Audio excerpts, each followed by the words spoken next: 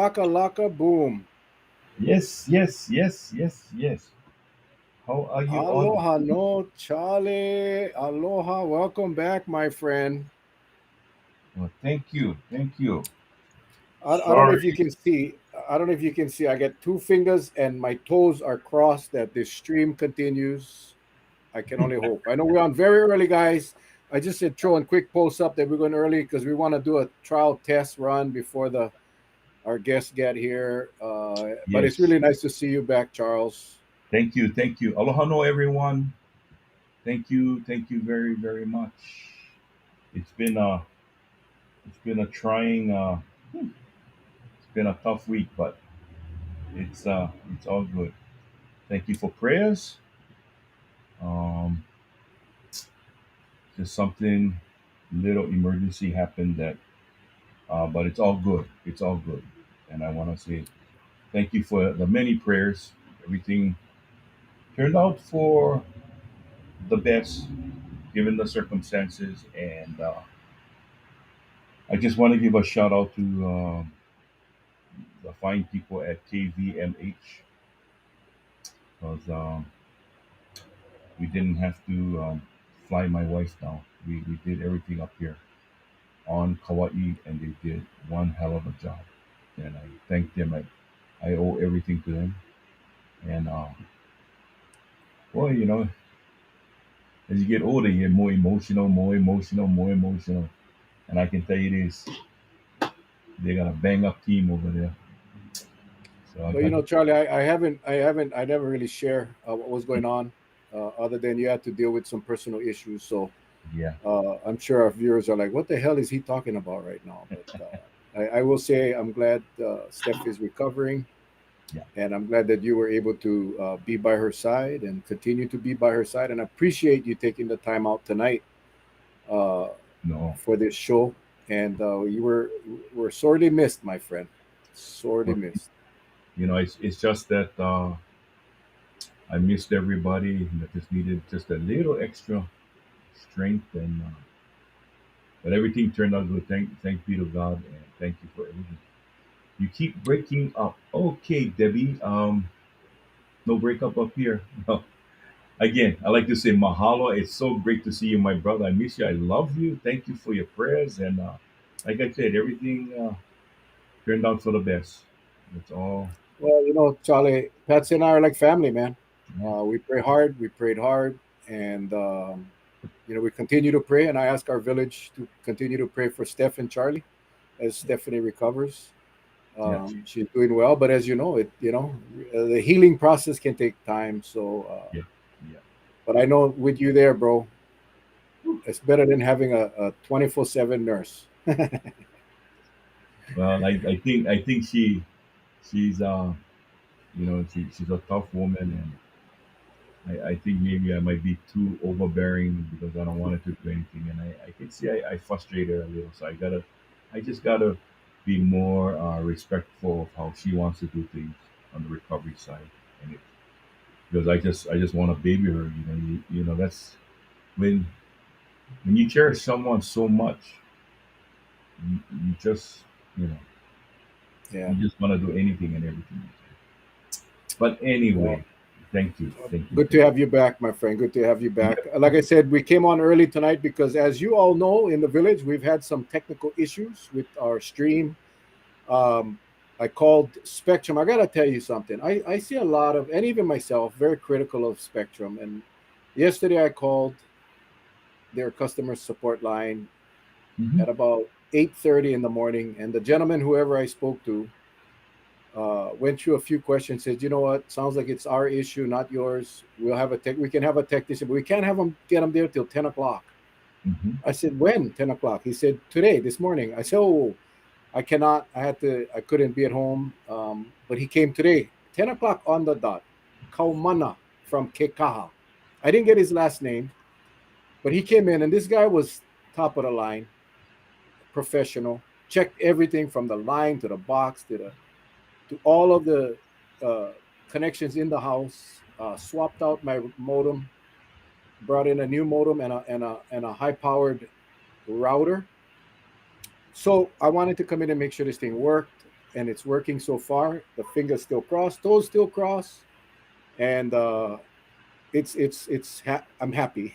I'm happy because it was frustrating. You know how much stress, Charlie, when you're in the middle of a discussion and your guest is talking, and you get that little orange bar that comes on the top of my screen says, "Oops, seems like something is wrong with your connection." And then my heart races. I get one panic attack. I stress out and I freak out and blah blah blah blah blah. But it's working tonight, so I'm excited. We have Dr. Miscovich and Dr. Akiona, and we got a surprise visitor tonight that I'm not going to mention. He's going to pop in, and we'll bring him on. Last minute entry into the contest tonight. But how many of you watched Congressman Kai Kahele's statement this morning? He had it on Twitter. I shared it live on Facebook. It's on YouTube. It's everywhere. And I'm so happy because the news picked up on it after I did. I had the breaking news, not them. And did have a long chat with Kai today that we'll share later. But how many of you, just let me know in the comments, how many of you actually watched it? How many of you watched it? Charlie, did you get a chance to watch it? No, no, I didn't. No, I didn't. But I heard Okay, good. it was unbelievable. Well, Charlie, we have been very harsh on our leadership, both at the governor and lieutenant governor level.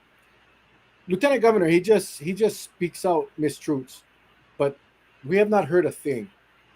We have not heard a thing from any of our legislators. Uh, I haven't heard anything from our counties, the mayors. I mean, everything's been pretty quiet. So we had Kai on the show last week, and he was obviously frustrated, and he decided that he wasn't just going to sit back and watch the state go down the toilet. So he did a very short 6 or 7 minute video from DC. And for those of you that didn't see it, including you, Charlie, I'm going to play it again right now before our guests come on because we're going to discuss this tonight with our doctors. I can only hope, and just for you guys' information, that video, the press release went to the governor, went to the legislature, all the legislators, I believe to the mayors as well. So they all know. They cannot say they know. So I'm gonna go ahead and play that right now, and Uh, and then right we'll before have you, it. right Yeah, before you go do, ahead. I'd like to apologize in advance. I have someone coming over, and I'm gonna step out just for a quick minute. Then I'll come right down. So Okay, when that happens, just I'll let you know, or you just see the screen, you know. But I will definitely come back. I'll just gonna answer the door. okay. But Roger please, Dodger, man. okay, man. Okay, here we go.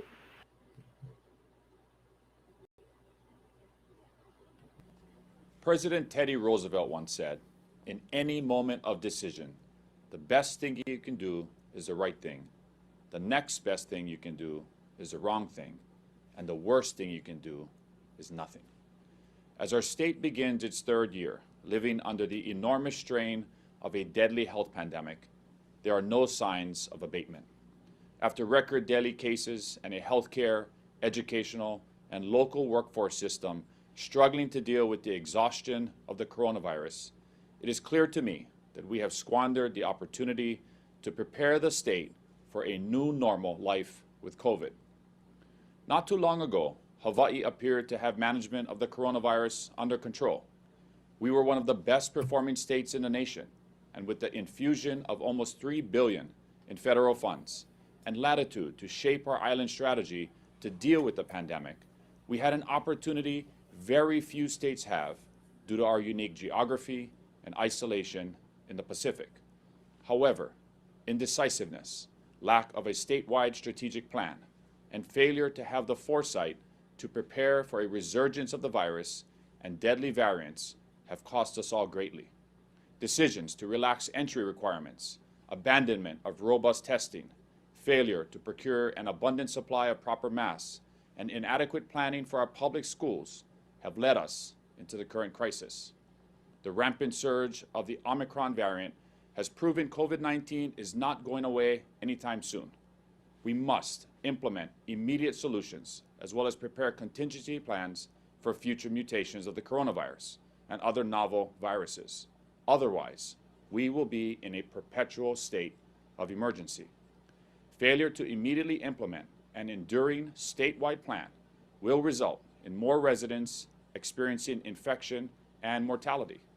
Health inequities will widen, especially in our native Hawaiian and Pacific Islander communities, and billions will be lost from our state's economy. Our destiny lies in our ability to mount and execute a multi-year strategic pandemic plan and prepare for future public health threats.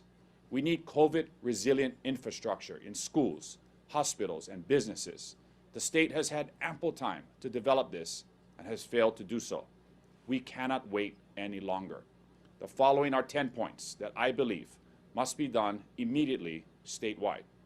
First, the state needs to modify its entry requirements for all trans-Pacific, international, and cruise ship passengers to require a pre-entry test and a post-arrival test regardless of vaccination status. Second, the definition fully vaccinated needs to change to require an additional vaccine dose or booster if eligible, and this requirement must be in place for all indoor events to include indoor dining. Third, the state needs to require and provide high-quality masks like N95 or KN95 masks, or at the very least, single-use medical-grade masks to prevent community exposure and spread. Cloth masks should not be allowed unless over a high-quality mask. This policy should be mandatory in all schools, and clean, high-quality masks should be provided for free by the state daily. Fourth, the state needs to invest in a digital, secure health passport that will allow each individual to have an electronic vaccination certificate, as well as report and track testing status in real time. 3 years into this pandemic, we have failed to take advantage of existing technology to do so, and instead continue to rely exclusively on paper vaccination records, which can be forged. Fifth, the Aloha Safe Alert needs to be updated in order to be more effective. Residents need the ability to confidently rely on the state reporting system to provide them accurate notice of close contact in real time.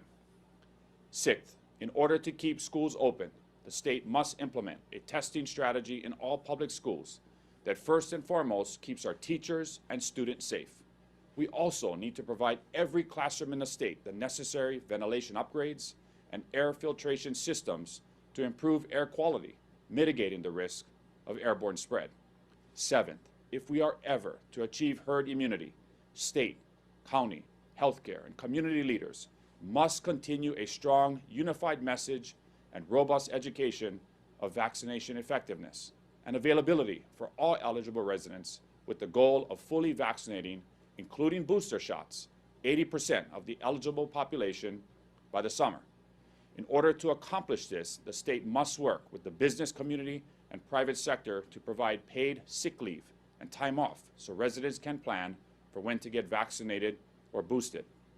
Eighth, in the event that someone does test positive, the state must provide clear public health isolation guidance and require 2 negative antigen tests commencing on the 5th day of isolation, spaced 2 days apart, to allow isolation to end and return to normal life.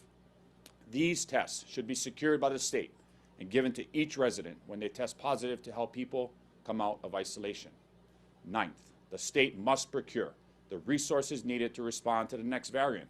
The state must ensure that all our families have free access to at-home rapid tests and that there is an adequate supply to meet our needs. Every family should be ordering tests from www.covidtest.gov, but our state still needs its own strategic stockpile ready to serve our residents' needs. 10th, the state must work with county officials to increase the number of quarantine facilities across the state. Many of our residents are sharing crowded apartments or living with multiple generations under one roof, where isolation at home is not possible.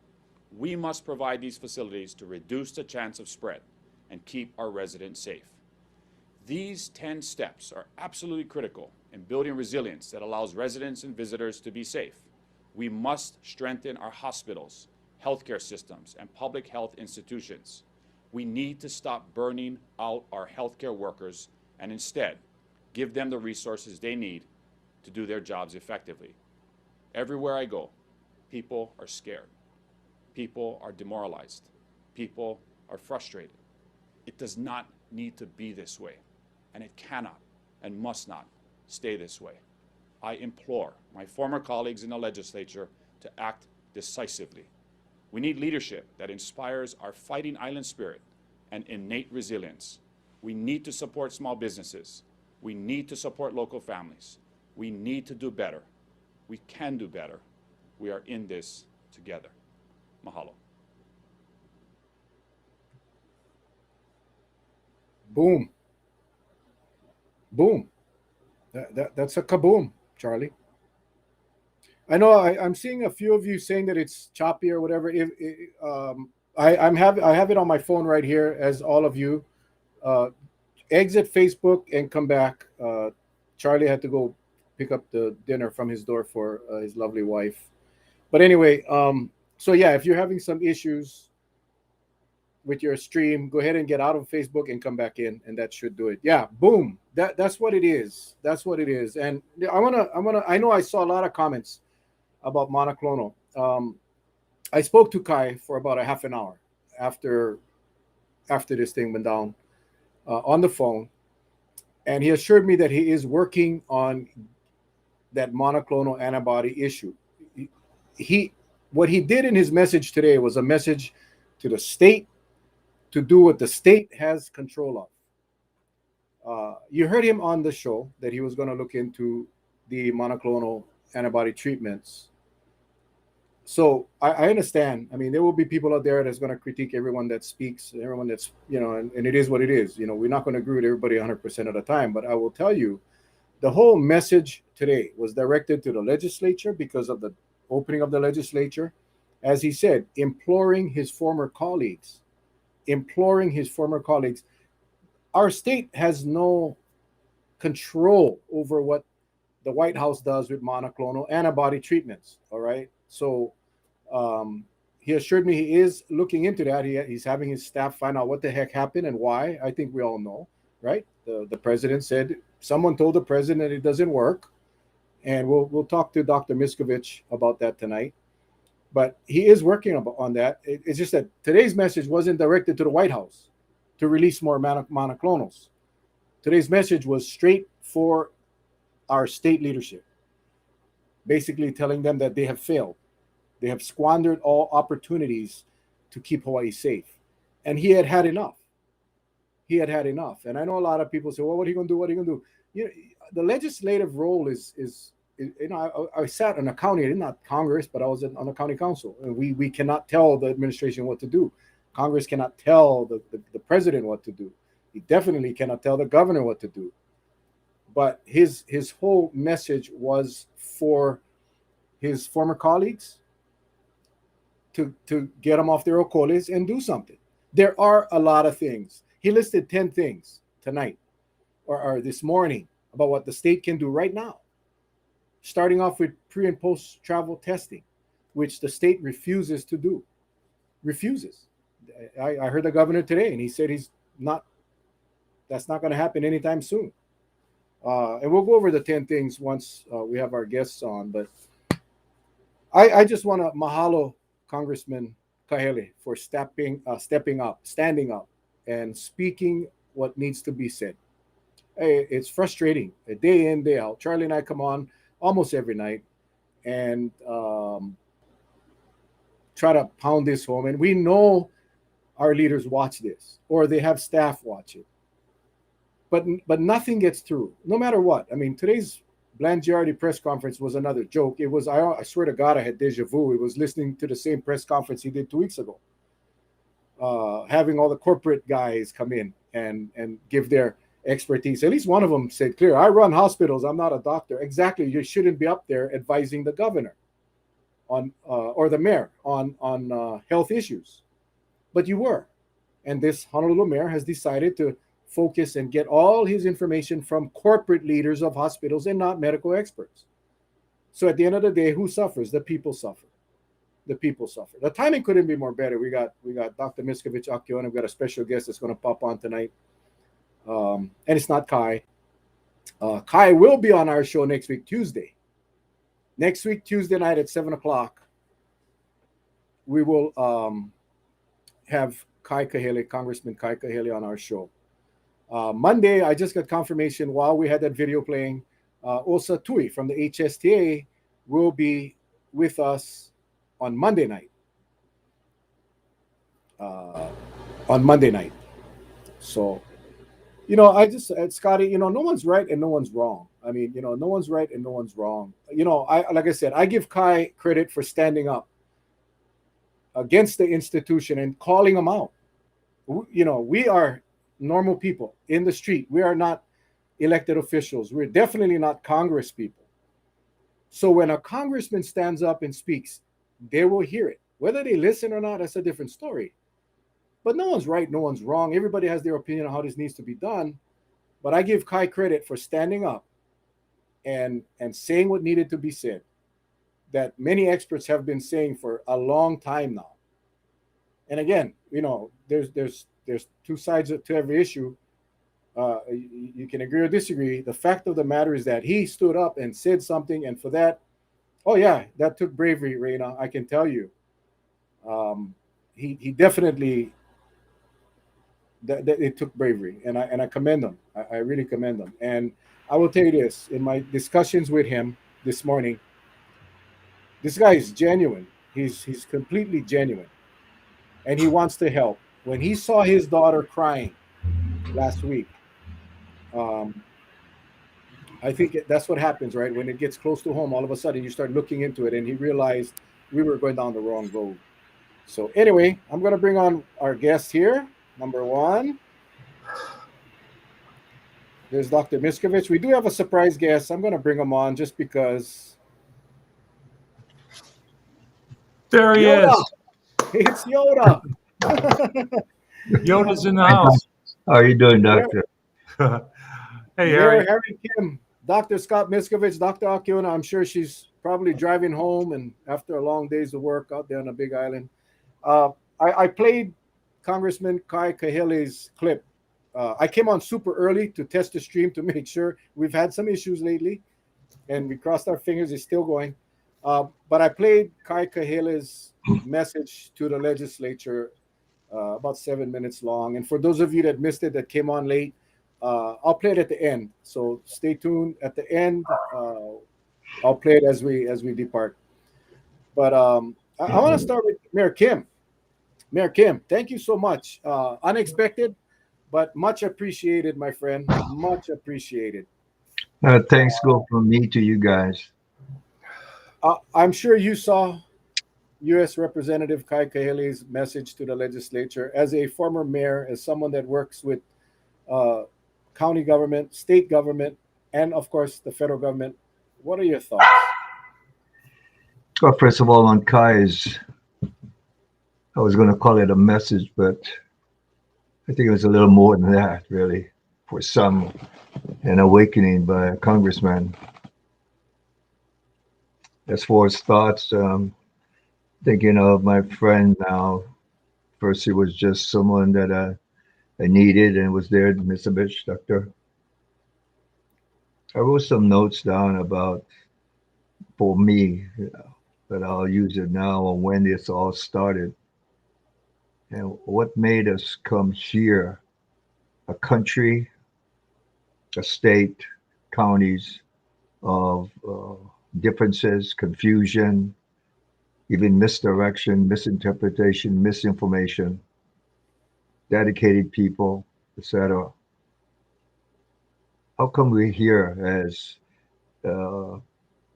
Kai has said, all the things we need to do, failures, there's no denying of that. But I think when I take a look at why,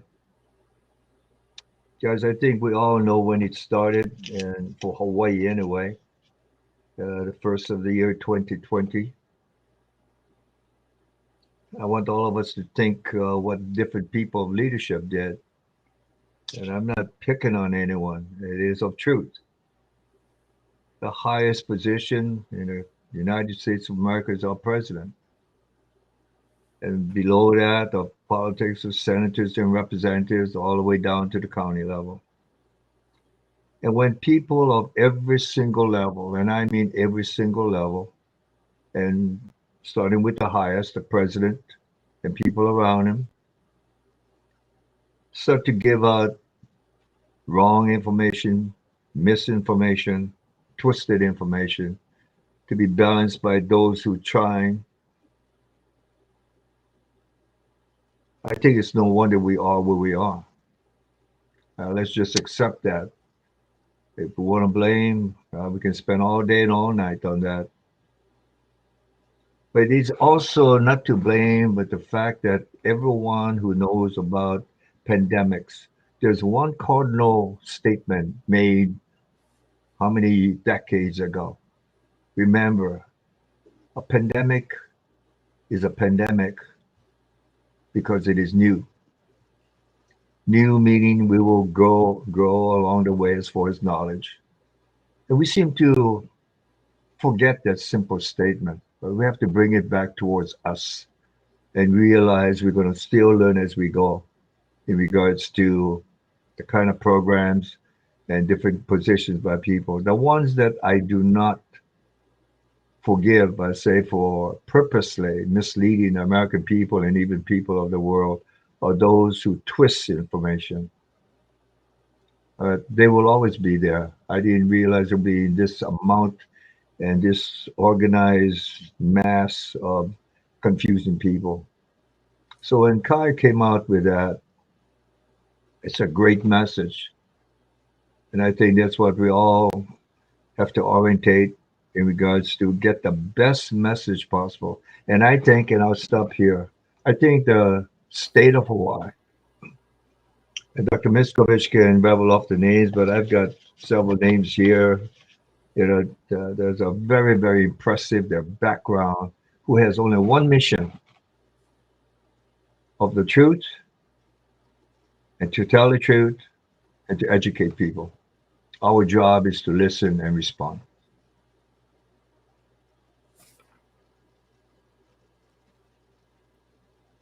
Well, thank you, Mayor. Always so enlightening. I know, Dr. Miscovich, I know you watched the Kai's message, and I just wanted to read one part and then get your take on it. I did see your comment, your post following the press or the video.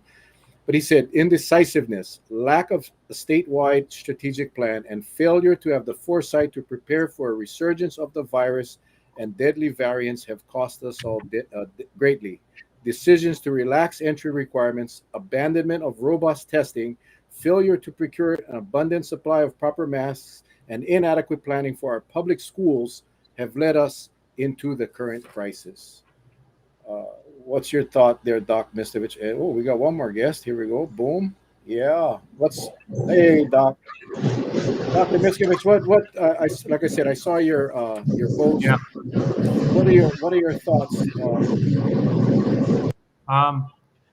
Well, do you have my piece that I wrote? Because I don't know if I'd have to read it to really requote it, because I wrote that just from the heart once I watched that. Do you have it in front of you, Mel? Or Not in front of me, but if you go ahead, you can continue. I'll find it. yeah. Again, basically that was just incredible. I mean, just the two sentences that you just read, all of us should look at that and say, wow, that's exactly what we have been talking about for so long. I mean, and you don't have to be a politician to understand that's what we needed. That's what we were talking about. Look at the person we have on with us, probably one of the most experienced people on this freaking planet. And I'm not saying that just because Harry's here and he's now a friend, but this guy has dealt with tsunamis and he's dealt with volcanoes erupting numerous times. And he deals with 20, 30 earthquakes a day, and hurricanes, and has to plan on how to respond to emergencies. And look how long the eruption went on when he was down there, and was just destroying lives and destroying people's homes. And it all comes down to planning. It all comes down to being prepared. It all comes down to leadership And Harry and I have had this conversation, and part of this conversation that we've had is it follows through with the type of leadership that he has. A good leader will surround themselves with the brightest people in all of their specific areas of talents. And then they take that knowledge, they use that knowledge, and then they really are the one that finally synthesizes it to make a decision that balances the public interest, public health, individual interest, all those things that we're hearing. So when I watched Kai's speech, I have to say it was the first time, because, Mel, you and I talked, and I said, it's the first time I just had optimism for the state of Hawaii, just listening to that leadership when it comes to a direction for COVID. So I couldn't say anything more about how proud I was and how I felt about that. So. Well, thanks, Doc. This is what Dr. Miscovich posted right after the video was shared. This is one of the most impressive, accurate, and compassionate presentations from any leader I have seen in the entire U.S. since the pandemic began. And you have, Doc, you have seen a lot of leaders throughout the world. It should be replayed over and over in our state so that the people of Hawaii know what a leader that truly cares about you, your family, and our collective future looks like. Thank you, Rep. Kai Kahele. You give us all hope. That is exactly what I felt, the hope, Doc. It was like, it was it was something I think that we all needed, because it is very clear that, and Charlie, I spoke to Charlie earlier, and he had his hypotheses about, and I'm going to ask him to share it because I think it makes so much sense about the desensitizing. Charlie, I hope you can share that. But Yes. that video hits it on the head. Mm-hmm. So Charlie, why don't you share your theory that you came up with that I agree with 100%.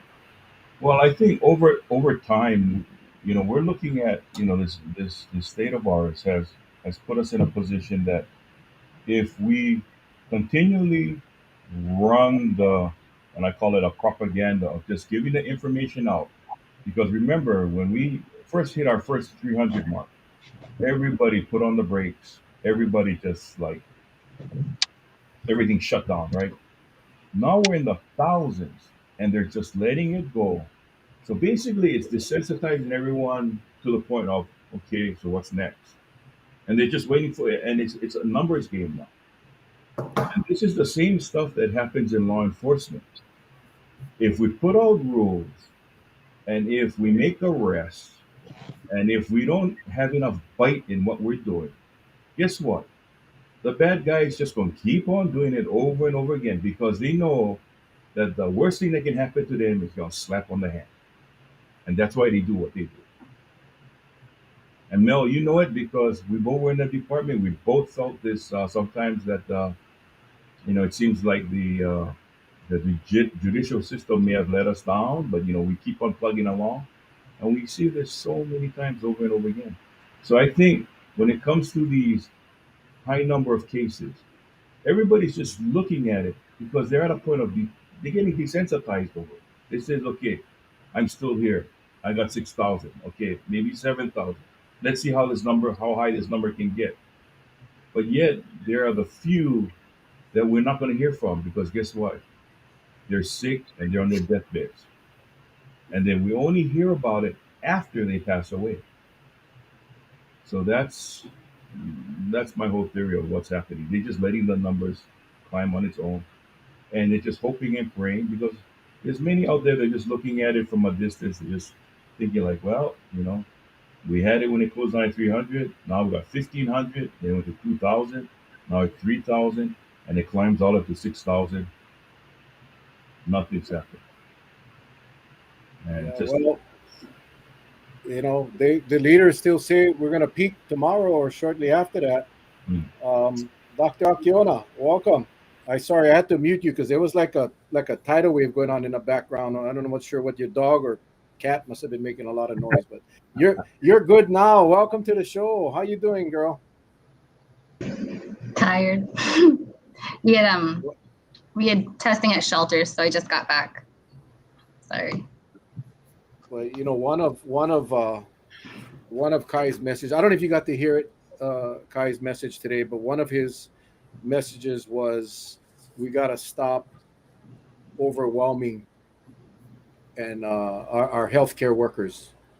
And we had Daniel Ross the other night talking about how bad it is in the hospitals, how these people, in fact, even the CEOs, the hospital CEOs today were praising the nurses, but yet saying that they got to work two shifts or three shifts, and they had the audacity to say that they gave the traveling nurses there's a loud, I'm not sure what that is, but there's a huge something, some kind of loud background noise. I'm not sure what that is, Right now? but Yeah, you should mute Kauhi. Yeah, yeah, you want so I don't, yeah, I'm not sure what that is, but it Yeah, you sounds like got a some- washing machine. But anyway, I think it was a Kaiser guy or one of them said that they welcome these traveling nurses with balloons and cookies, and all I could think about was people like you, Kohi, people like Dr. Miscovich, like all of these healthcare workers, and not just doctors and nurses, but all of the support crews that work in hospitals and clinics. I was thinking, wow, what a slap in the face. You give these people coming in from the mainland making big money, you give them cookies and balloons, and for the local nurses, you basically saying, we really appreciate them. They're working so hard. I got really upset with that. But how's it going down the front line, Doc? I know you're tired. You're working hard. You've been in the areas that no one else goes to. How's it going out there? I think it's exactly how you think. Well, actually, it's not probably. I mean, the thing is, I think since the beginning, people at the shelters have been pretty reasonable as long as we kind of explain to them a lot of stuff. So actually, we had this interesting interaction at Old Kona Airport, and so allegedly there's county testing there happening, and one of the shelters is right next to it. And so the guy on the inside of the shelter is talking to one of his buddies on the outside of the shelter, and they were talking about what oh, you guys think testing in there? And he goes, oh yeah, kind of mandatory for us in here. They're not good though. And then the other guy is like, oh, I never get tested, but I got vaccinated. He goes, oh, you got the good one or the bad one? He goes, oh, I got the one kind. He goes, oh, that one kind of not good, Jimmy. I kind of want to get the other one. The other one's more better. And so they're like talking to each other. And he was, and that gentleman actually helped one of the other people because it's not forced, but it really encouraged all of these folks to get tested just because you just don't know what your neighbor's risk is like, and there's constant people going in and out of the shelters, and it's to keep everybody safe. So I think that the reality is we're tired mainly because lots of the stuff could have been prevented, and then we don't get the support. Yeah, so it's like all of the common sense kind of support that ideally we would be able to rely, or at least have some way to talk to the Department of Health or to any kind of leadership. Just like all of our intel goes nowhere. So when I'm sitting here and I'm watching clusters happen, and then we're in the hotel setting with the workers, and talking to the workers who have family members in different school settings. Right now the Mauna Kea has us on site, and they bring in their family members if their family members are exposed too. So then we get a lot of good information about where things are spreading and how things are spreading.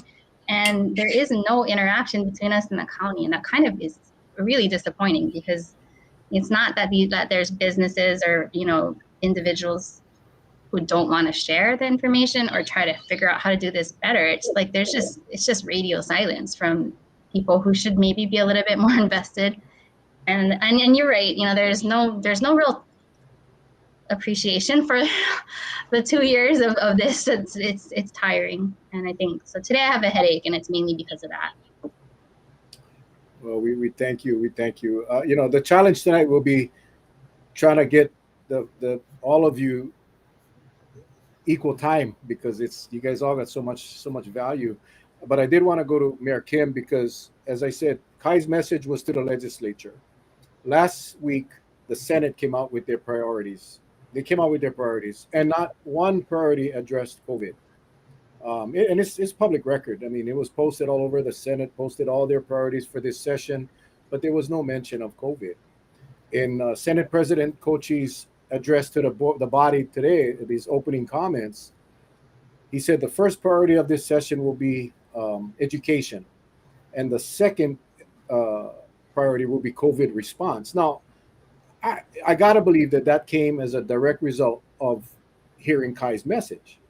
And now all of a sudden, the Senate is looking at COVID response as a priority. But the question for you, Mayor, is because you're very familiar with the legislature and how they operate.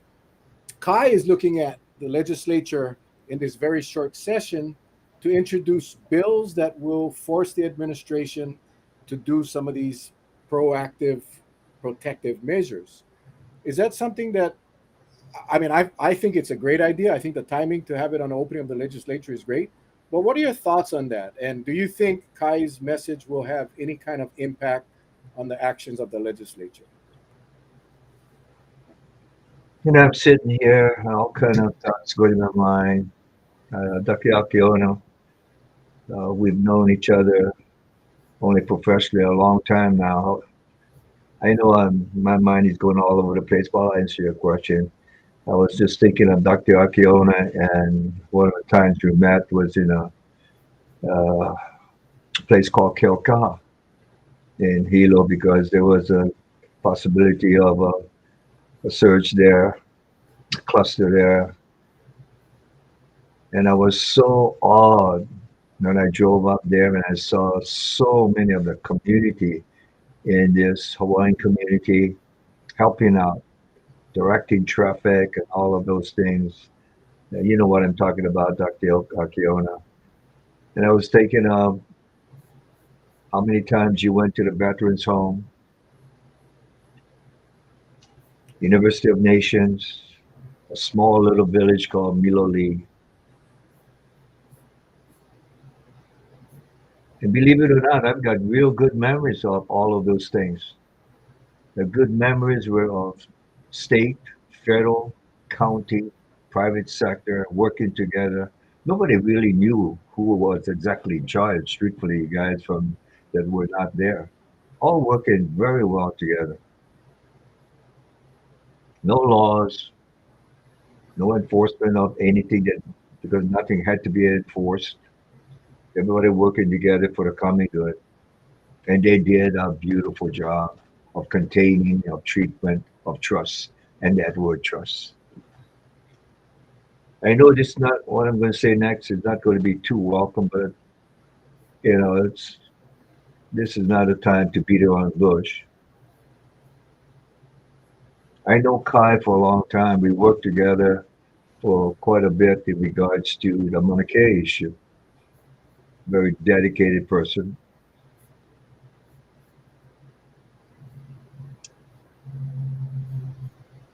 I do not believe that our legislature getting very actively involved as legislatures to pass bills that the governor has to sign to be effective unless they're just resolutions will address the problem we are facing now. First of all, the automatic controversies and conflicts will be bigger or it be more so because of sides and that word that became an ugly word a long time ago, politics. But politics, obviously, we all know can be good. I would like to see the legislature involved, but not to blame, not to point fingers. They've discussed things about taking authority away from the governor and this and that, and was dropped. I don't know what they can do at this point, except to show support throughout, not just because of the legislature, because a dedicated man of Representative Kai Kahele is very impressive, very good, and very thoughtful and very truth of what is going on. But I ask that we kind of pull back in regards to, again, going to politics to resolve our problems. It is not the politics that caused us to be where we are.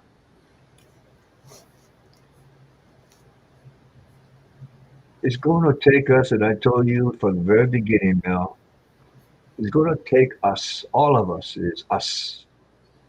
As I've said, this is a community issue, and it's going to take a community banding together. to address it. Yes, the legislature should be supportive, should get involved, but not a mentality. I think some of us are thinking, come in there and start making laws and changing this and that at this point of the game. Honestly, ask yourself, what will that do? I believe it will cause more conflicts because part of that will be blame. We always want to do that, blame somebody. My position have never changed, Val, from the beginning. I asked Kauai to be the template for us because it was a relatively smaller community, a closer community. Now let's take Molokai. What is the population of Molokai? 8, 9,000 now? You know how Yeah. small that is. I look at their numbers also. For whatever reason of their numbers, we failed. But part of it was something that the doctor's list of gut has been telling us. Miscovich has been telling me. I learned from him so much. This is a new disease. I'll make it real fast and quiet down. All of you guys remember when you came out in Hawaii, someplace in the early 221, 220.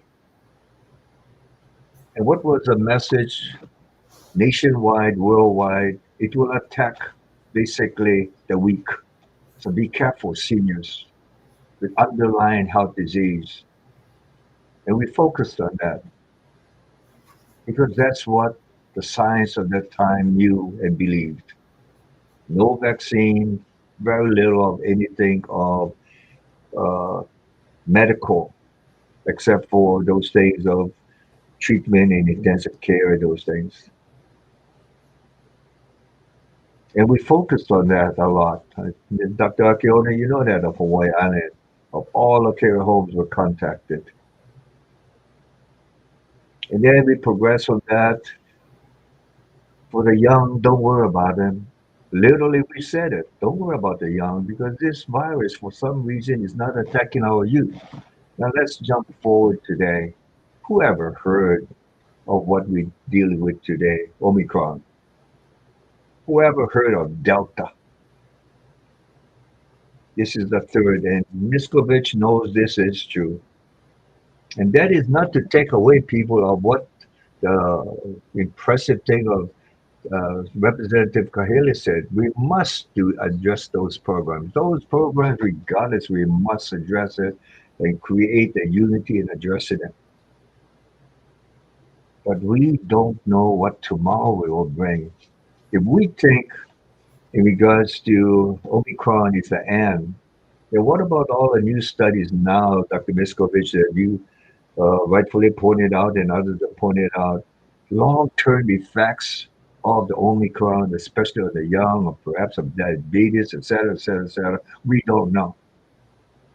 I am focusing on the things that I have been told we have to do, and I'm using this opportunity and not focus on one direction of the legislature, rah, rah, let's get going.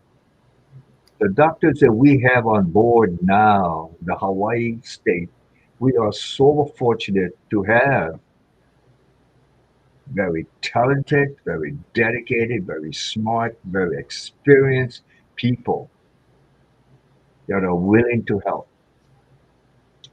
Our leaders have to embrace them and stop using politics and other kind of things for motivation or what we're going to focus on. We have enough knowledge now. Dr. Miscovich knows that my position has been to convince this governor, since the time of February 2020. So I'm meeting with him and others that we have got to get together and have a central command uniform system. And what we have here now for the state of Hawaii and in many states is all segregated. And this is what I just told a person in politics just today. When I first came on board in 1976, that's how old I am. Was asked to take over civil defense, and we had a huge earthquake, and it was confusion and those things. I know nothing of a lot of things, but I am smart enough to know I know nothing. And I got a lot of help from Japan, got a lot of help from, believe it or not, Iceland, France. You just find out, who knows, experience. And I learned a lot. And I remember a tsunami warning system. You can look it up. Telling on mayors and the different adjutant general, we cannot have a separate warning siren system for every county on the same hazard of a tsunami. The confusion we will cause because of that. We are doing the same thing today. We fixed those things in the past. We've got to fix that now. You cannot have Maui, Kauai, and Oahu and different people saying different things. We're a small state of less than 1.5 million people. Every island has friends on different island or relatives that talk to each other. And one thing I know you know, Mel, Maui, Kauai, Oahu, Lanai, Molokai, not one of those islands have a TV station, which is a key element of people getting the news. We're so busy in this world of reading and time and those things, newspapers going down the hill. Television is our main source of information. So in a 20-minute or 30-minute time, we're trying to learn everything, as well as taking care of your children and all your other responsibilities. I try to tell people understand that on Maui, Kauai, Oahu, Lanai, Molokai, Nihiau, that we watch the Honolulu stations because that's all we have. We are a small state. We got to capitalize on that. I would support discussion of legislatures getting more involved. We have to. They are our legislature. Of course, the simplicity of how lucky we are that we can do something as a group together. How many of you know that we're a state without municipal or city government? Many people come here and think, wow, all you have is a county government and state government? Absolute. How many states do you think have one superintendent in charge of all the public school teachers and students? One school district. There's no other state like that, etc., etc. Our uniqueness. And we Yeah, can take advantage of that so much, and we're not. I think you bring up a lot of valid points, but I gotta say that we're going into year three, and you bring up a good point with the experts that we have. I mean, Dr. Tim Brown, Lee Altenberg, Scott Miscovich, Jonathan Dworkin, Dara O'Carroll, um, Kapono Chong Hansen, Dr. Akiona. I mean, there is no shortage of experts that have been on TV. They've been on in the newspaper media. They've been everywhere. They've done. The bottom line is this state leadership, and I know blaming is at some point. Yeah, I don't like to blame, but at some point you got to call it what it is. And this state has refused to listen to the medical experts. They have chosen to not listen to the doctors that I just mentioned. They they have basically piped shut Dr. Libby Char. When you listen to Libby Char on the news or on her spotlights or whatever, it's obvious that she's not on the same page, but she's not speaking up. Our legislature has not spoken up. No one has spoken up. And I don't see how we can communicate or collaborate if our leadership, who should be leading the charge on collaboration, has basically shut the door to any expert, to any science. They're basing their decisions and their direction on what they're getting from business. I mean, that's just how it's been. Is it right? Is it wrong? Depend on what side of the issue you believe. But I think what Kai did today was let them know that, hey, we need to hear from you guys. We need to explore some of these things. Something as simple as the unsafe travel program or masks for our kids. At some point, you got to blame them and say, hey, guys, why can't you give our kids and teachers masks? Why is there a shortage of tests when this is year 3? I can see if this was the first 6 months. So I know the doctors both participate in testing. Uh, Masks, I spoke to the doctor there about connection for masks for our kids. You listen to the leadership, they're telling you it's hard to get.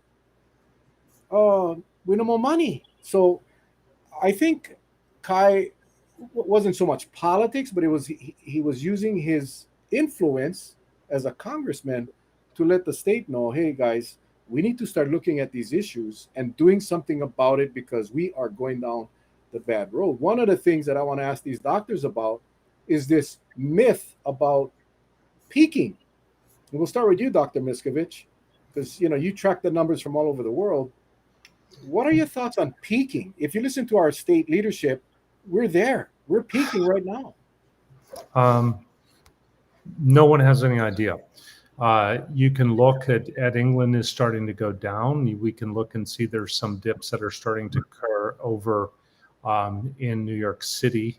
And what all of us will say the science tells us is there is no way to predict. What we can tell you right now is that there will be no uniformity across the United States because there are so many confounding variables that determine which way you go up or down. Like a perfect example is, I've been saying this from day one, that don't trust South Africa because it's very, very different. There are so many different factors. And then we started to say, but let's look at areas in the UK where we had similar vaccination rates and we have good reporting in healthcare and see what's going on. Well, so we did start to see some changes. But if you look at, there's 4 different countries, and you had this where they all went up, then they started to go down, and the UK has continued to go down.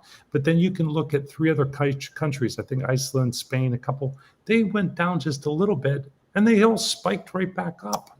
And so we are seeing across the world some of these staircasing effects where you'll go up and will come down and it will spike back up and it will spike back up.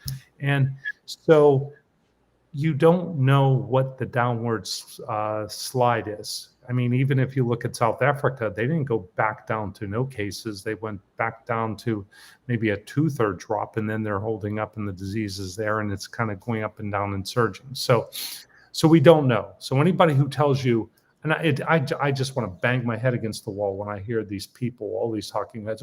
Oh, we're going to go down. It's going down. Yeah, it's going to go down. Saturday at 4:00. Yeah, 4:00 Saturday will start to go down. Give me a break. Come on, man. Just no one knows that, and we don't know that. Will it eventually go down? Well, absolutely. I mean, 100% will go down, but another variable that we know that's going to happen is the hospital cases lag, and we're at 399 now, and we're definitely on track to break our record, right? And so we sit there and we have balloons and candy celebrating that we let our healthcare system get out of control. That's what we did. We celebrated that we're paying $41 million to the federal government because we're desperate, because we're driving our healthcare infrastructure. And we had the mayor standing with 3 people who make over $2 million, and another one is probably making 1.2. And it was like a sick, rich person political event that we just watched today. That was catering to the wealthy.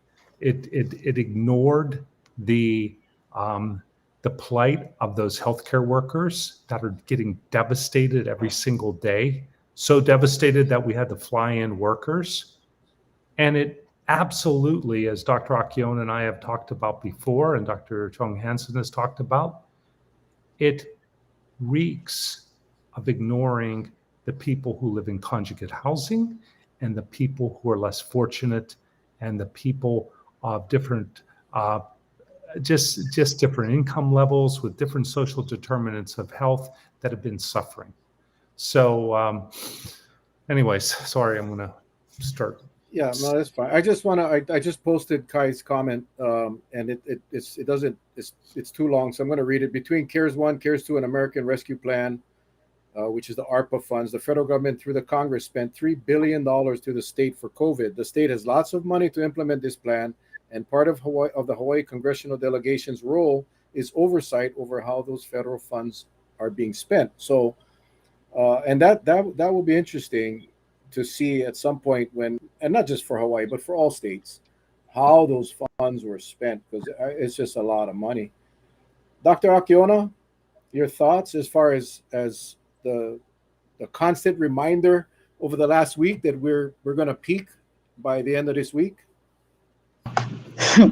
I mean, so I've been having kind of fun meme discussions with my friends. And so, in the Northeast, there's a bunch of snowstorms happening. And so we were talking about that, like less people, some of the testing sites are closing and then less people are able to get tested. So there's an artificial plateau for a lot of the places that we follow. And so they're just like, this is like, it's par for the course at this point, because it's just a bunch of talking heads that, just kind of talk over us. And so majority, I think we talked about like human nature to want to simplify things, and I get that. I get that, it's a super complex, very scary problem, and we've been dealing with this for 2 years. And for the first time in a lot of people's lives, they're coming face to face with something that they have no control over. And a lot of our minority groups, a lot of like my family, we've dealt with this our whole lives. It's like there's so many things that's kind of stacked against us, and now it's stacked against a big majority of our just our state. And I think the hardest part right now is it's, just by virtue of living outside of Honolulu, we've become part of the very vulnerable and the very marginalized. And I think that's one of the hardest things was for me to watch that. I couldn't watch all of the news conference, is because it's a reminder, I think, that of how many of us, I think how many of our neighborhoods and our community members are not part of the plan. Like, we're not even factored into, I don't know what part of that press conference actually felt right for any of the outer islands, but it just felt really tone deaf. And I think, just hearing things are going to peak, people, this is going to become endemic. I think Dr. Miscovich has said it. I've said it before. It's just another reminder that the system is forgetting about the less fortunate. And the reason why this is dangerous is because COVID is not going to go away if we keep on acting like that. So, it's COVID and a lot of the different types, like the next pandemic, it always finds the weakest part, the darkest part of our society, and it'll just stay there and mutate and become worse. And so until we kind of, maybe we collectively all pay attention and we all kind of, help the more marginalized and care about the most vulnerable. And, whether we like it or not, that means all of us living on the outer islands where the health resources are just stretched so thin that we've become as fragile as the shelter people that I just finished testing. I mean, we're just one tiny disaster away from a lot of things falling apart. And so knowing that there was $3 billion poured into the state has been particularly frustrating, because, there are supplies, there's plans. And, the Kim administration had a testing plan. They had a whole task force. We used to actually have people, part of the county task force would monitor masking at the beaches. They used to have reports all the time. We used to all talk to each other. We knew what was going on. I remember, part of the fire task force going to different businesses and helping them enforce, or like, do you guys need signs? Do you guys need things? And so it's not like there wasn't a plan in place, or like there wasn't people trying to figure this out. We've gone backwards. And then it's just, the longer we let this go on, the more people we lose. And I think that's probably what makes me, at least I know Dr. Miscovich and I, the most disappointed is it's more families just getting affected, and it's more taps being played. I cannot do that anymore. Like, it's not fun. It's just it's tiring. Yeah, it is frustrating. And I remember months ago, Mayor Kim, when we had our first discussion, I'll never forget that. And you told me, just as you said a little earlier, this state has to have a statewide response plan, a statewide, as you did so well on the Big Island. Uh, and it's something that never took hold. In fact, what we saw was the governor giving back the power or the authority for most of the restrictions to the counties, to the mayors. Some of the things, obviously, safe travels, uh, that is a state function, but mayors can still opt out. But I just want to ask you, because I'm just dying to find out. Let's just say Mayor Kim became the governor for a week. Mayor Kim, you are the governor for the week now, and you go into office tomorrow. What would be the first thing that you do? What would be the first, considering this pandemic, and assuming that you agree that we don't know when the peak or the plateau will happen? You saw the slide I just put up about the increase in hospitalizations. For those that seem to think this is a milder disease, um, and let me put it up again real quick. In less than a month, COVID hospitalizations now, not total hospitalizations, just COVID went up from 58 to 399, which is almost a 600% increase. So knowing that, and the limited capacity, as you mentioned, especially on the neighbor island hospitals, what would be the first thing that you would do? Before I answer that, and I will, I was listening to Dr. Akiona, who been working in Hawaii County for a long time. I refrained from public testimonies even during when I was mayor, and try to keep politics out of everything we did, and an image of federal, state, county, private, just one team. I wanted the public to see us as one team, and I think we're very successful on that. But because of whether you know it or not, Dr. Akiona, Dr. Miscovich knows what I'm about to say.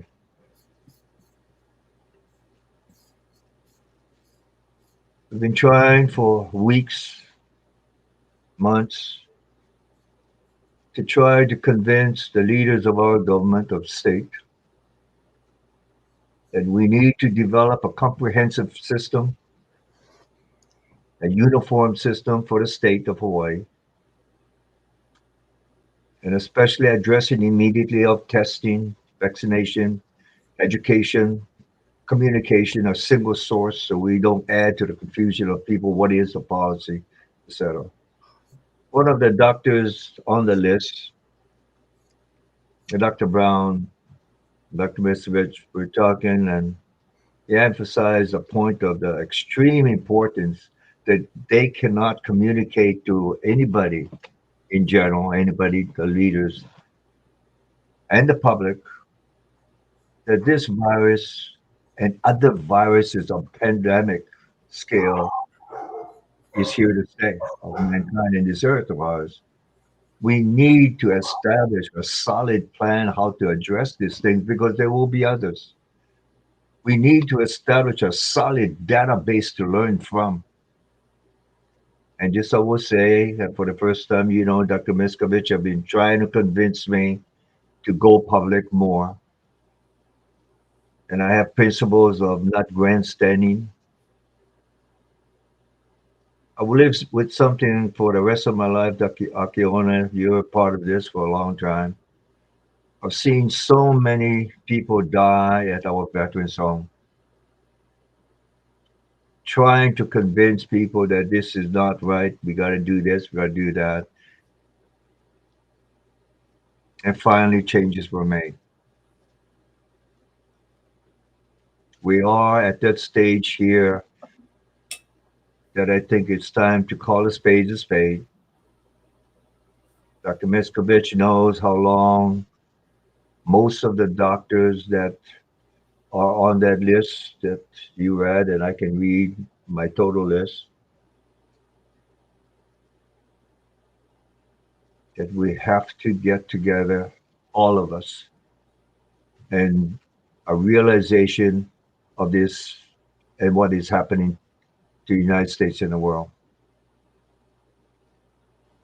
I am saddened of where we are as a country. I never believed, I'm 82 years old, born before World War II, so happy as we progress. And I thought when the Soviet Union were going to dissipate, we got a chance of the nuclear holocaust. I just met with some foreign dignitary today, a long meeting about going forward on certain things.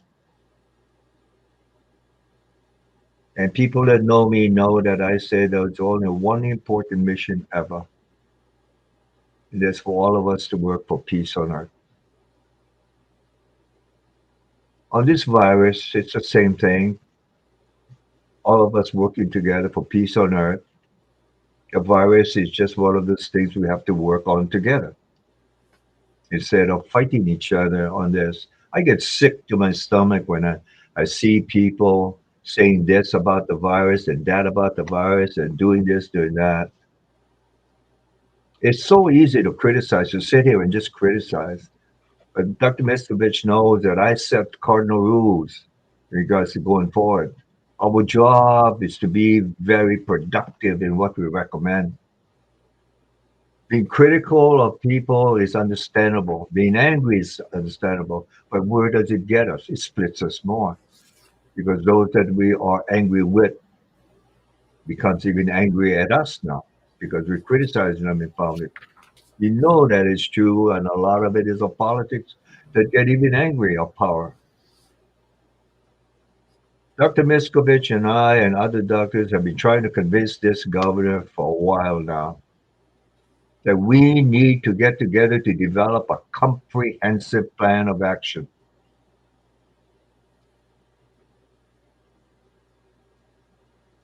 And we will continue to do that. In times that Dr. Miscovich and I and other doctors, like Dr. Akiona, talking about fatigue, it's not physical fatigue. Heck, physical fatigue, some food, good food, good, liquids, and constant taking care of your body, good sleep. You can recover in a very short time, but the mental fatigue is what will drag us down. All of us in this show have better pick us up. We got to put back a criticism more. The same thing I told you, Mel, in the first of Kawhi be the template for that. Dr. Akiona, you're a field person. You're out in the field. And you know what it's like out there.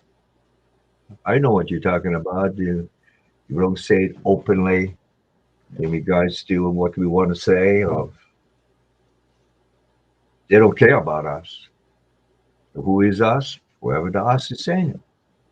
If they feel that, they believe that, in their eyes, it's true. Our job, all of us in this room, and after this, Dr. Miscovich and I and the other doctors will regenerate our energies and try to convince our governor the importance of doing what we said has to be done. A comprehensive plan, a comprehensive program, working together to address the critical things of this virus because it will not go away. But nobody is smart enough to know that there was going to be a delta when there was no delta. Nobody was smart enough to know the impact in regards to there's going to be an Omicron when there was no Omicron. And Dr. Miscovich and his friends and others are telling me, we don't know what's next. Well, let's not pretend we know.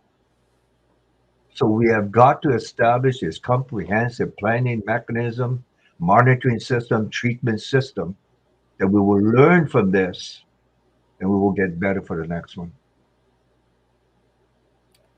And I I love that. will regenerate my energies with you, doctor, and let's go talk to the governor again. I can only hope that we will have learned again. But it's been, it is our third year, and it seems like we're just gonna ride this out like any other flu or cold, and I think that's a big mistake. Charles, what's your thoughts, Charlie? I see you're in deep thought over there, man. I think the village is ready to hear from Charles. Well, I know, I know it'd be you want to hear me fly off the handle, but I mean, I'm not one to throw in a towel so easily. There's just for the life of me, and I'm just going to use, the only way I can put it is analogies. I mean, if you want to swim so badly and you don't know how to swim, what are you going to do? You're going to teach yourself how to swim so you don't drown. We had such a successful program, and I heard the honorable mayor say, what he said, and I agree to a certain extent. But at the same token, you know, take Kauai, for instance, our population is small, for the size that we have. But we're larger than Molokai, we're larger than Lanai, but we had a plan in effect that worked. And to now not even have a plan in effect. And like I said, my wife was in the hospital this past weekend on the emergency surgery. Okay. Thank God there's some room, but is it enough to take care? Should we have a spike in in everything that's happening now? We don't. No, we don't. So I don't know where people come off thinking that we get plenty of room in the hospitals on this island. They're far from it. I mean, you try to have your spouse sick. If I tell you, going what I went through this weekend, if there was no room, I'd probably get arrested. I'd probably get arrested because we don't have to be foolish about this thing, and that's why you and I, along with all the doctors, we've been saying we got to learn to be safe about this. But I think this thing has been happening over and over again, and we need some guidance from our government, from our state. They got to step up to the plate and say, "Hey, I'm glad they're trying to do something, but there's just this delay." And as soon as this variant just overtook our state, I mean, you didn't have to be one with a college degree to know we in trouble. The writing was all over the walls, right? You can go down the street and ask a wino sitting on the corner drinking his liquor. He gonna tell you the same thing. I'm here because the writing is all over the walls. And it didn't have to be that way. If we just had some measures in place to slow it down. We basically gave it a free pass to come in here and just do what it wants to do. And I guess that's what happened. And to me, that's what saddens me so much in my heart. I mean, there's some people out there, they don't even have COVID, but I'm afraid they don't even have rooms to take care of them. Some people need surgery that they put off for the last 2 years. I don't think they can do it anymore, but they're gonna need the room, and they're not gonna have the room now. They're not gonna have the room. I heard on the news tonight they were talking to, and I wish I remembered or had heard which hospital. It was a hospital in Oahu that clearly said we have to reduce our number of admissions. How does a hospital, right? It's not even funny, but it seems ridiculous to for a hospital to say we had to reduce the number of admissions. What does that mean in layman terms? Some people that needed or should have gone to a hospital bed didn't go, was sent home. What the heck? Somebody's dog. I think I know whose dog. But that means that somebody went to the clinic, had a procedure or wasn't well, and were sent home where normally they would have been kept overnight or for 2 nights. That is scary, and yet no one talks about it. So Or Or if they're homeless, they get discharged to Hope Services, and then we have to figure it out. I mean, it's been like, and that's the reality. Like, it's one of those kind of quiet things that the physicians usually talk about at the end of the day. It's like, it becomes a war between the ER doc and us, because we know that it's wrong, and they know it's wrong, but there's nothing to do. And then it's like, there's no space in house, there's no space out of the house, and then it's a hot potato mess. Wait, and there's another side of that. There's another side to that, and that is, it's hot potato, where they in the emergency room are sitting there having people they know that need beds. So what they do is they try to shuffle the less desirable patients to another hospital. So what they do is, it's called diversion, and they stop taking patients, and that's what Dr. Akiona said, this is the inside baseball stuff. They basically try to get the ones that can't pay, or the ones that are going to be repeated admissions or pains in the butt that they know well, and they shift them over to another hospital. So who gets affected? The people that are socially vulnerable, right? Yeah. That's who gets affected in this whole process. And that happens. So people can say, oh, that won't happen at our hospital. No. And then eventually, if they get really full, what they do is they just click a little button that goes over to EMS and all the ambulance services, and it's called divert. And that just means that even if you're having a heart attack block from your hospital, you got to be driven further away because your emergency room is closed down. My pops just posted his comment. Next week, he was supposed to go check on his heart. As you all know, a few weeks ago, before Christmas, he had a mild heart attack, had 2 stents put in. He had a doctor's appointment. He's in Seattle. He's in Linwood, Washington. But the nurse called him and told him not to come in, and instead they're going to do a telephone visit. And those are the things that, you know how many of those are going on right now. It's just so much. Hey, guys, it's 8 o'clock. I'm going to ask that you guys stay on a little while longer because I want to give you all a chance to give your closing comments. And then for those of you that did not hear Representative Kahele's message, when we're done here, I'm going to play it so whoever didn't hear it can hear it. I'm pretty sure most of the village watched it, but for those of you that haven't, well, once we're done, I'll go ahead and play it for those of you. So anyway, where do we start? Let's go with the Honorable Mayor. Well, give us Yoda. We need some Yoda-ism. We need some Yoda advice, Mr. Mayor.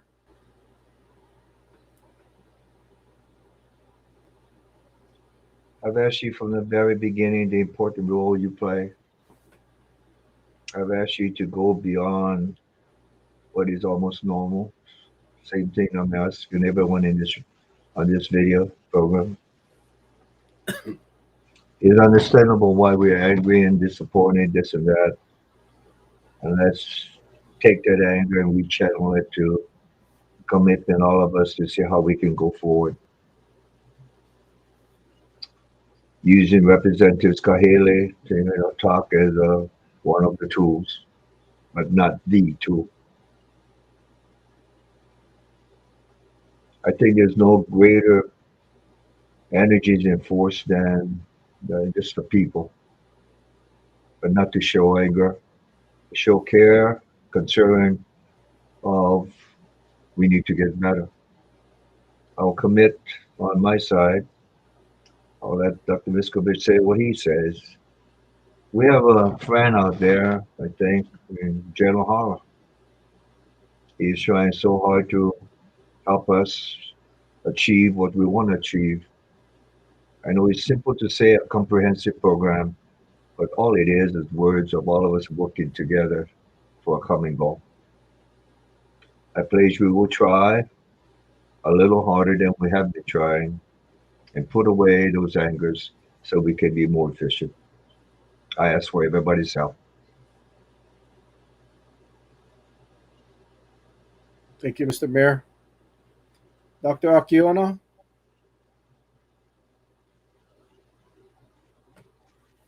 What words of wisdom can you give us?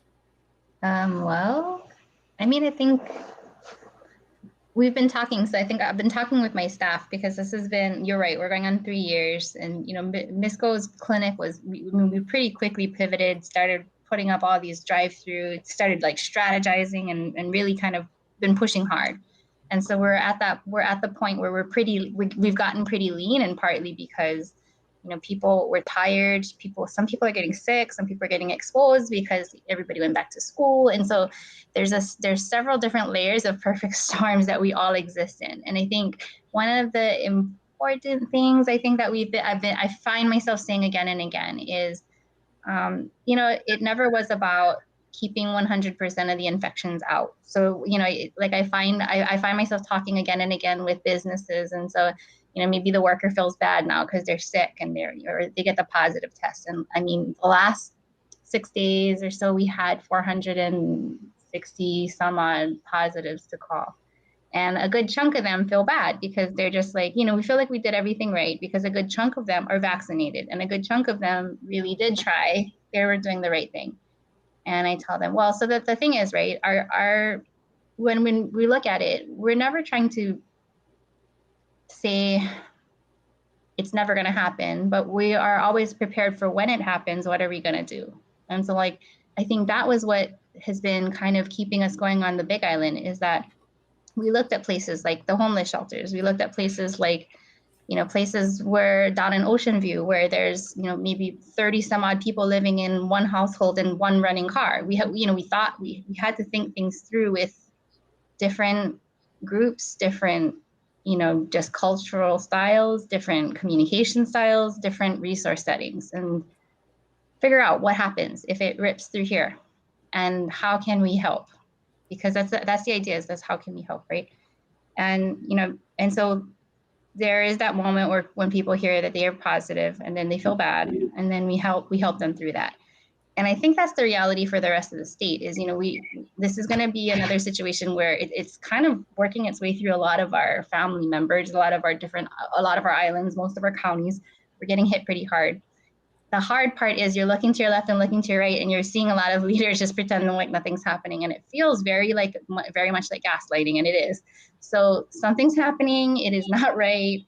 But if you can find good people to look to anchor yourself. And I think that's part of the reason why a lot of people are a part of the Mel and Charlie, the village, a part of your guys' discussions, is because you just feel like you need some sanity. And I think if you have somebody to anchor, some places to anchor where you can get good information, that's probably the key to keeping one foot in front of the other and just kind of making it through this. Because this is, I keep on getting reminded, this is a marathon, not a sprint. Tomorrow, you're going to wake up and you're going to be like, yep, this is still happening. Just because, cases are coming down doesn't mean that the next few weeks aren't going to be hard. It's going to, it's going to be hard. But the reality is most of all this stuff that is still true. Wash your hands, social distance, try to avoid crowds. And the rest of it, as it's kind of evolving, I think it's just important to just make sure that you and your family and the people you care about get good information. If it doesn't make sense, let's, come to places like this or to sources that you trust and try and figure out what's real. The travel nurses coming in, that's not a good thing. We've hit a point where things might get a little bit crazy and a little bit scary for the next few months or so. But I think if you can just remember the less fortunate, the vulnerable, the people that in your family maybe were overlooked, and then you think, what needs to happen for them, and we just advocate for that. All of us get better if we keep on advocating for the most vulnerable and the most marginalized. All of us get better, because we've done is we've shown, hey, if we can pay attention in a good way and we can address the problems in the most difficult of places, there really is no reason, there's no excuse that we shouldn't be offering the same type of support in other places. And that's kind of why I exist, is just to make sure that people understand that if we can do it on the Big Island in Miloli'i, and we can pay attention to Ocean View, and we can drive up to Hawi, and we can make sure that people are getting good access to testing, there's no excuse for the state. There isn't. We can do this. And then it just don't give up. I got a headache today, but tomorrow I'm sure it'll be better. And I do have to tell my daughter hi. My daughter is watching, and she said hi, Norman, Dr. Miscovich. Yes. Yeah. Happy Wednesday from the Big Island. Yes. Awesome. Dr. Miscovich.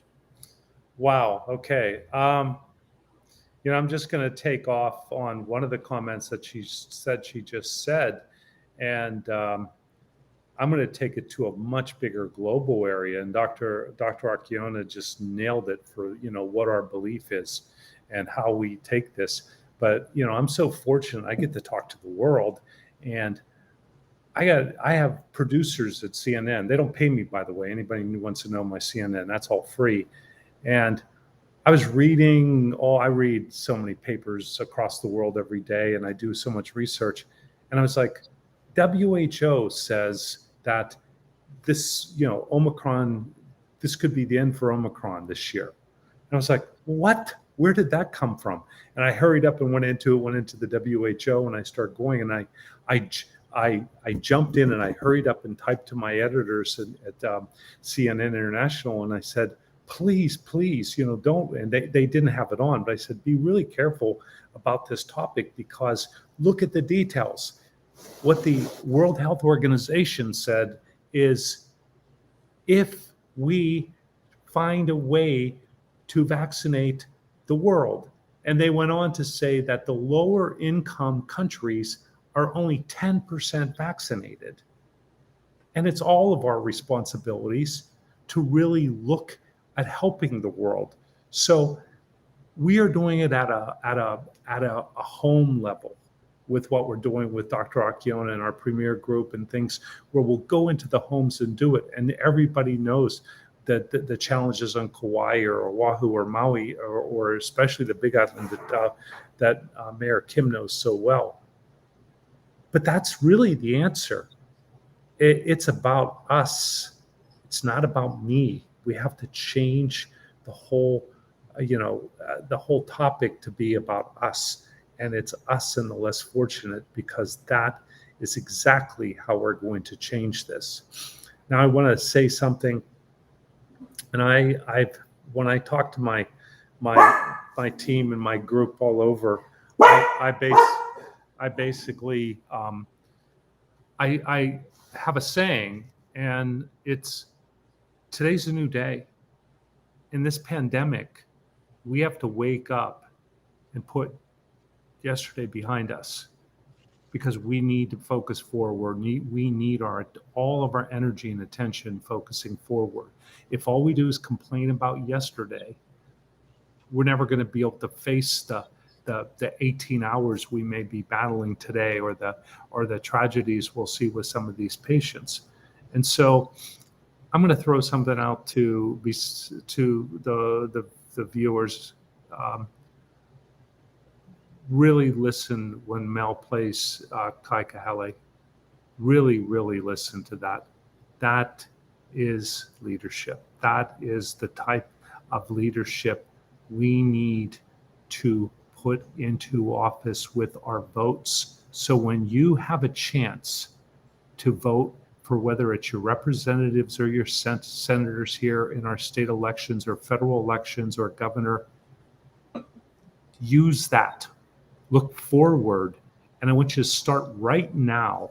And I want you to start looking at who really, really cares about the people in your district, or the people that are serving, who's really standing up for our children, and start early. I know we all freaking hate elections and all that. They'll all be out there sign waving, yeah, but they won't do diddly for the pandemic. But use your vote moving forward. And I want you to all listen. I'm going to give you a real simple thing to listen for. You heard Kai say it, and you see this amazing guy, Mayor Kim here, who said it over and over and knows how to do it. But I want you to listen for these words from any of these elected officials or people asking for your votes, is planning for the future. Planning for the future of COVID. Planning for the next pandemic. Okay? Have any of you heard, name them, Name every one of those people that get microphones and stand up there and tell you. I've heard a million times them say normal, endemic, that things will go back to normal. Oh, this will go down. Everything's going to be okay. And we've had 4 waves since then. Each time before each wave, they say the same thing. A wave happens. Oh, there's a problem. And then, oh, sorry, we didn't get it. And then it's normal again. Oh, we're going to get normal. So a real leader will be looking at you honestly and say, we need to be prepared. We're the most isolated island chain on the planet Earth. And we can't be dependent if it ever comes down to a devastating disease that spreads. What happens if we get a massive super variant on steroids where there's no chance of hospital people and we can't get tests and we don't have PPE? What do we do? Because we've squandered the opportunity to be using this experience to be looking forward and preparing for whether it's the next variant, a modified variant, or a whole new pandemic, which all of us in the world know will come at some point. And all of us who are spending our lives and devoted to this, whether it's here in the United States or across the world, any expert you talk to, anybody who has studied this, we have all basically, it's a guarantee, there will be more variants. And notice I said variants, plural. There will be more, right? Be prepared. How severe would that be? No, there's some positives. There's treatment, there's medications. There's all kinds of questions, how much immunity we're going to carry. But you need to look for leaders that already talk about that they're going to try to look to help you and your family in the future. And they're going to be planning and preparing for the future. And they're going to talk about the less fortunate. And for God's sake, how about our children? I was on with Mayor Yukamura and the Kauai group, and it was, I just felt just so crazy listening to the people that were trying to describe the challenges they had for this functionless school program where they were given no direction. We have zero direction to help our children right now, but I'm not going to go into that. I just want to, have everybody understand, look forward, just live with this, live with the mask, get your booster, and be prepared, by the way, for another couple of shots. You're going to get another couple of shots, but the data is crystal clear. If you're getting your shot, you're not going to die. Vaccines are working. They're working really good. If you have your booster, you're not going to die. It's just, wow. I was listening to the mayor talk. I had another one of my studies pop up, and it showed the efficacy of full boosters and just how rare it is to ever even been in serious condition in the ICU. So anyways, I could babble on, but that's my little piece. And thanks to you guys, Mel and Charlie, and Mayor Kim and Dr. Akiona, and a special shout out and thanks to a courageous, true leader that I'm honored to know and have talked to numerous times, and that's Representative Kai Kahele. Thank you, Doc. Charles, deep thought. This is where it gets exciting. Well, one thing that I have noticed is that we try our best to give out the message to keep yourself safe. One thing that I always ask myself is, why did the administration take the position that they took and, just monitor and not really do anything? And, I understand a lot of businesses were hurting and that they wanted to stay open. They didn't want any type of restrictive measures being placed on them. But look where you're at now. People get sick, not to the point they're going to die, but they get sick. And just their staying home and not coming back to work is just as bad as if something real bad happened. Because guess what? You got no employees.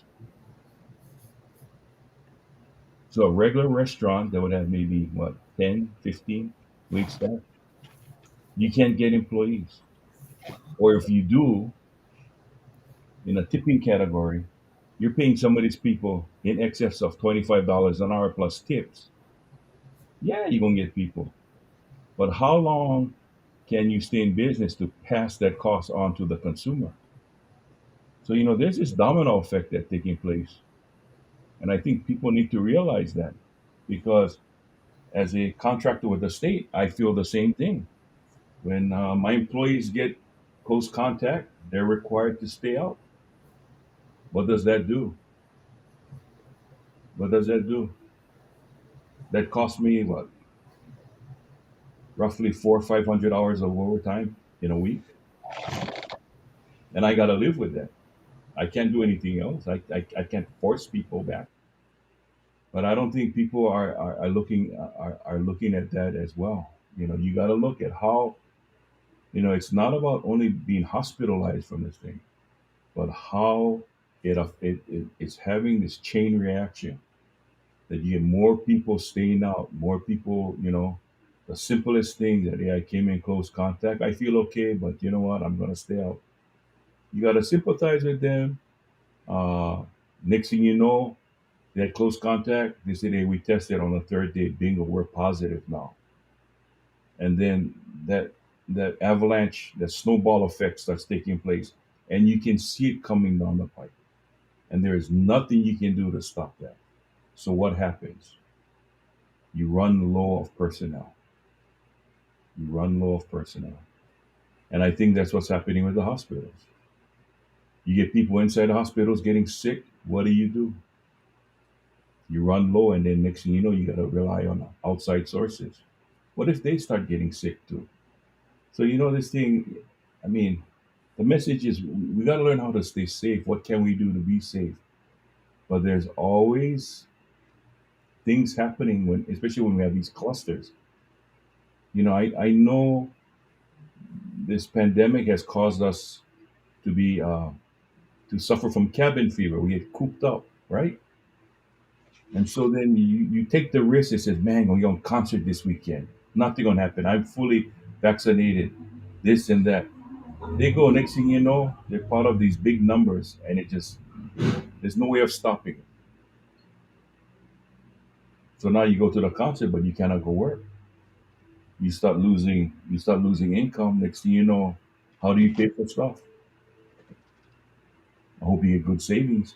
So I know I'm preaching to the choir, but that's the reality we're faced with. It has multiple fronts that it all attack. And I just hope and pray everybody just stays safe. Thanks, Mel. All right, Charlie, and thank you for jumping on tonight again. Prayers for Auntie Steph, who's recovering from surgery. We really appreciate you stopping by. I will be, for those of you, I will be playing uh, Congressman Kahele's. It's a 6-minute video. It's not long at all, but I did want to say, the clubhouse every Tuesday and Friday at 5 o'clock Hawaii time. On the clubhouse, it's basically a large gathering place for people to chat and learn and talk story. We encourage all of you to jump on. Scroll up in the comments and on the posts. Look for Dana Moore's comment. There's the link to join, and it's really good information from all over the world, really, of what's going on, and it's a great tool. It's called Clubhouse. Again, Dana Moore has the post. Please go ahead and check it out. She just posted it up again. Click on it, and it's an app that goes on your phone, and it's just like a telephone conference call. No video for those of you that shame go on the screen. Um, One thing, personal responsibility, Mayor Blangiardi keeps talking about. He's right to a certain extent. We all got to be personally responsible, but the government needs to be responsible as well, and that is what we're trying to get them to do.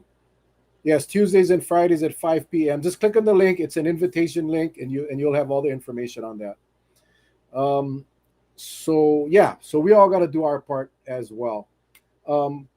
Monday night, guys, we'll have Osa Tui from the Hawaii State Teachers Association, the union president. He will be on. As you've seen him on the news, they're very frustrated, but he's going to give us the truth of what's happening in the schools.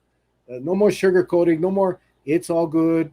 No, we're going to hear it straight from the union. That is on Monday, and on Tuesday, Congressman Kahele will join us live. He will be back home, so he will join us there. So, with that, folks, thank you all for joining us tonight. We appreciate and love you guys. Again, hang on, and we'll go ahead and play Kai's video, and then it will end after that. Thank you, Doctor. Thank you, Doctor. Thank you, Mayor. Thank you, Charlie. Thank you, Mel. All right, here we go.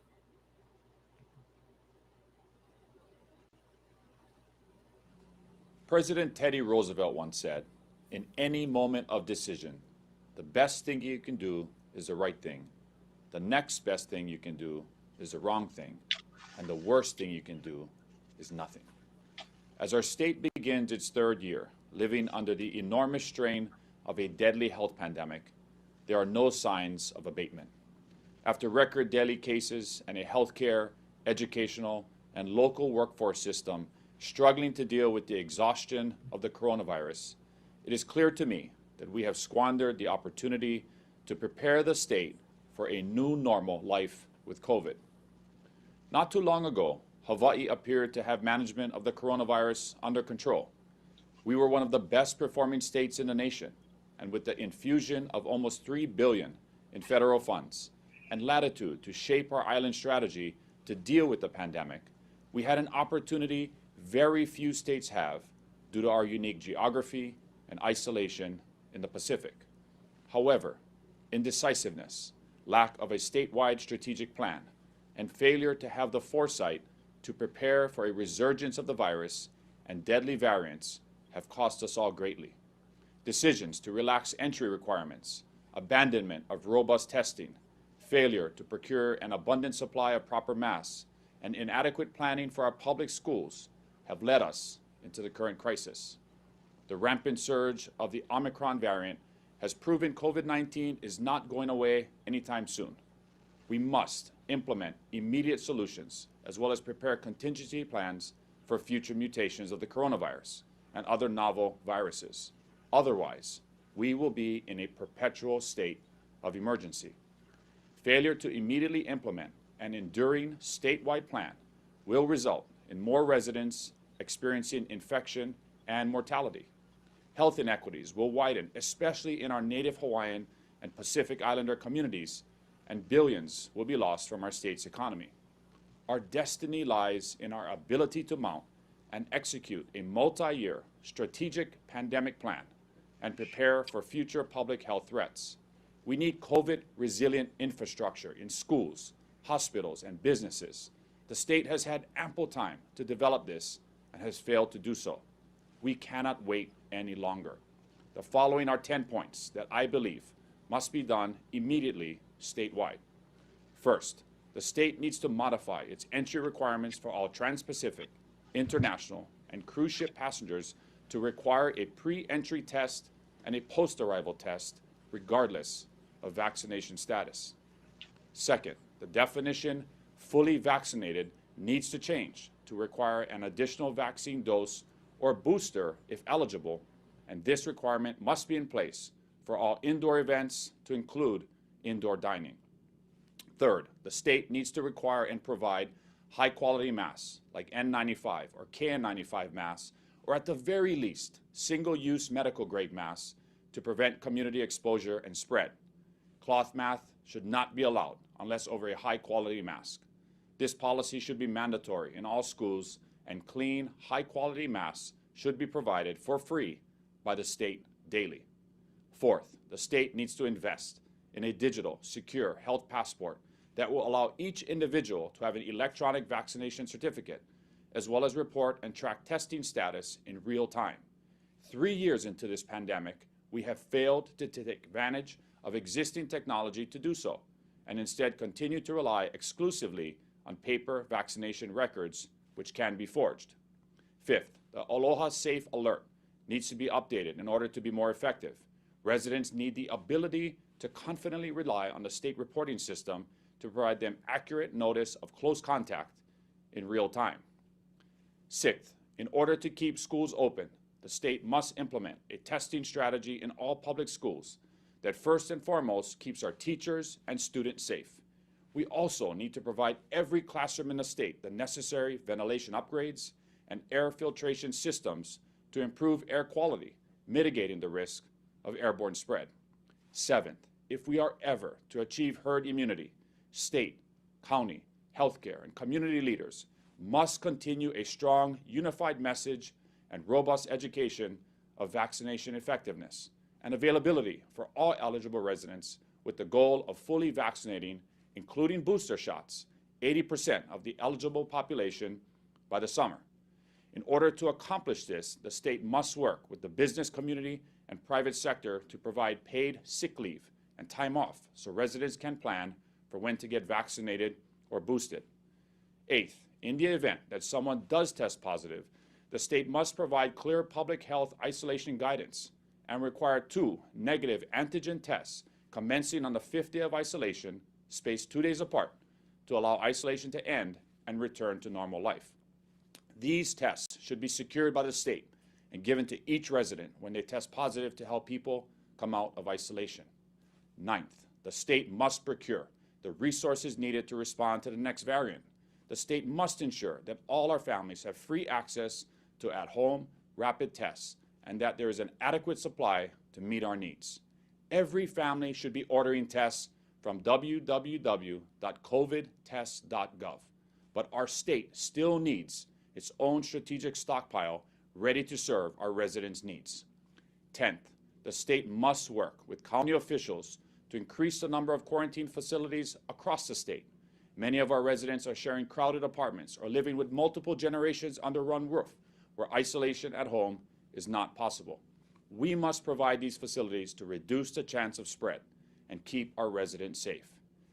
These 10 steps are absolutely critical in building resilience that allows residents and visitors to be safe. We must strengthen our hospitals, healthcare systems, and public health institutions. We need to stop burning out our healthcare workers and instead give them the resources they need to do their jobs effectively. Everywhere I go, people are scared. People are demoralized. People are frustrated. It does not need to be this way, and it cannot and must not stay this way. I implore my former colleagues in the legislature to act decisively. We need leadership that inspires our fighting island spirit and innate resilience. We need to support small businesses. We need to support local families. We need to do better. We can do better. We are in this together.